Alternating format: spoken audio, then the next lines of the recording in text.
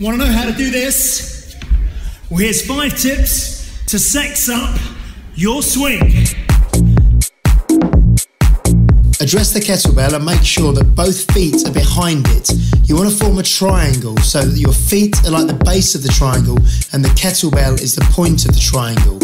Next, you're going to hinge your hips and make sure that your shoulders are higher than your hips and your hips are higher than your knees. Keep your weight in your heels and keep your back nice and flat. Look slightly ahead of you and think about lifting your chest. This is a great way for you to get the movement of a kettlebell swing without actually having to worry about the weight. So you're going to stand up nice and tall and hinge your hips, brushing your hands past the outside of your thighs, and get yourself into almost a ski jumper position with your arms up behind you and your eyes focused ahead. Next up, powerfully thrust the hips, clench through your thigh muscles and your bum muscles and put one hand on top of the other and be nice and tense at the top of each swing. We're going to go back to the setup now and add something in that's very subtle but very important.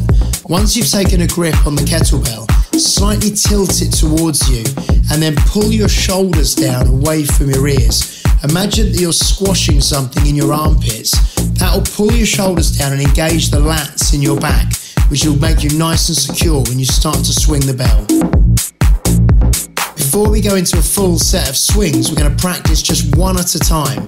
Imagine you're an American footballer passing a ball between your legs. So you'll swing the bell powerfully and almost try and hit yourself on the bum with it.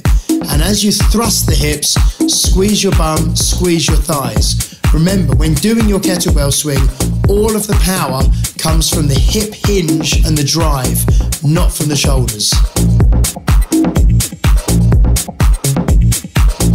So now you're ready to go for a set of swings. I'd recommend keeping it 5 to 10 swings per set. The next thing you need to think about is what weight you're going to use. One of the common problems I often see is that people try and swing a kettlebell with too light a weight, sometimes even as low as 4 kilos.